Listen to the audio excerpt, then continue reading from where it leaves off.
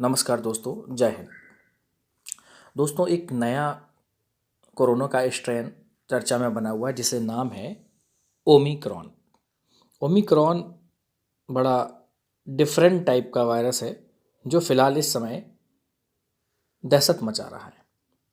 ये वैक्सीन को भी चकमा दे रहा है। ओमिक्रॉन कोरोना का ये जो नया वेरिएंट है ओमिक्रॉन, इसके मिलने के बाद दुनिया भर में हड़कंप मच गया है। तीसरी लहर आएगी या नहीं, ये कहना जल्दबाजी होगा, लेकिन हमें अभी भी कोरोना प्रोटोकॉल का पालन करते रहना चाहिए क्योंकि वायरस है ये कमज़ोर जो इम्यूनिटी है उनके लिए घातक है। इसलिए विशेषज्ञों की ये सलाह है कि अपनी जीवन शैली में बदलाव करके इम्यूनिटी को मजबूत बनाने का प्रयास करते रहें। दूसरी लहर लोगों के लिए बहुत बड़ा झटका थी और चूंकि ये जो नया वायरस है ये साउथ अफ्रीका से आया हुआ है, तो साउथ अफ्रीका से इसका जो नया वेरिएंट है, इसके बढ़ते मामलों को देखते हुए तीसरी लहर की आशंका लग रही है। हालांकि तीसरी लहर आएगी या नहीं कुछ नहीं कहा जा सकता, लेकिन हम सभी को कोविड प्रोटोकॉल का पालन करते रहना चाहिए। आपको याद हो तो पहले और दूसरे लहर में वायरस ने उन लोगों को सबसे पहले हमला किया जिनकी प्रतिरक्षा प्रणाली या इम्यून सिस्टम वीक था।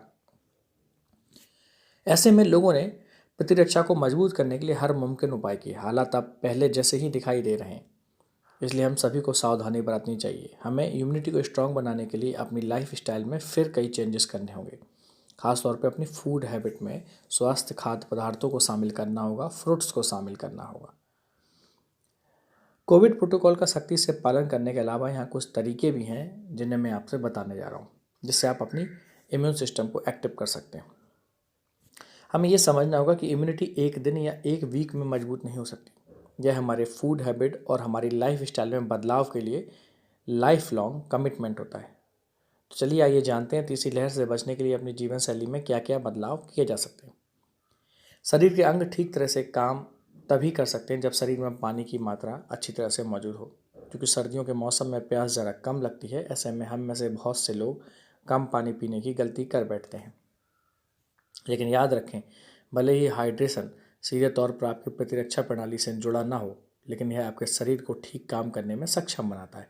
इसलिए सर्दी के मौसम में भी पानी पीते रहें। शरीर में विटामिन डी, कैल्शियम और आयरन का स्तर जांचने के लिए हेल्थ चेकअप जरूर कराएं।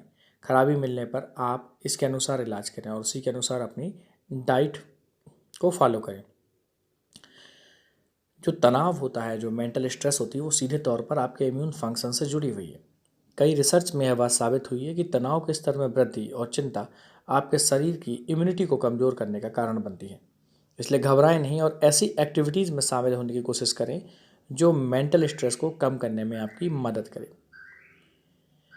आपकी इम्यूनिटी पर जो एक चीज़ का असर पड़ता है वो है नींद। नींद खराब नहीं होनी चाहिए। कई रिसर्च से पता चलता है कि नींद का सीधा संबंध इम्यूनिटी सिस्टम से होता है।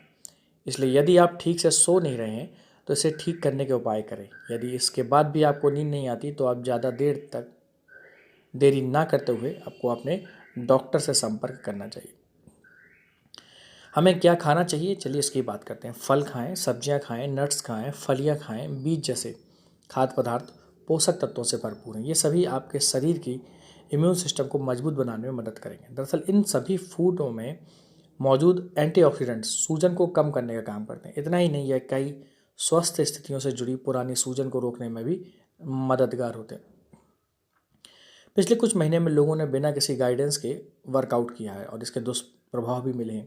यही कारण है कि अब कई डॉक्टर्स लोगों को हार्ड वर्कआउट रूटीन को शुरू करने से पहले उनके लिए किसी स्पेशलिस्ट से सलाह लेने को कह रहे हैं। डॉक्टर्स का कहना है कि सुरक्षित रहने के लिए आप मॉडरेट एक्सरसाइज करें और पूरे दिन फिजिकली एक्टिव रहें। जितना हो सके उतना चलें, इससे प्रतिरक्षा में सुधार होता है।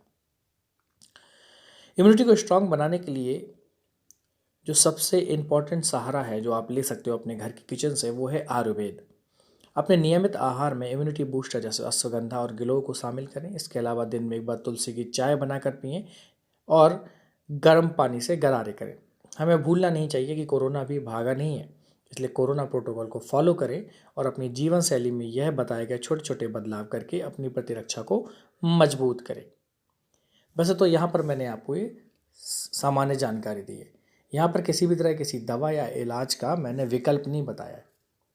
इससे ज़्यादा जानकारी के लिए अगर आप दवाओं के थ्रू या किसी अन्य चीज़ों के थ्रू जानकारी चाहते हैं तो उसके लिए आप अपने पास के डॉक्टर से संपर्क करें।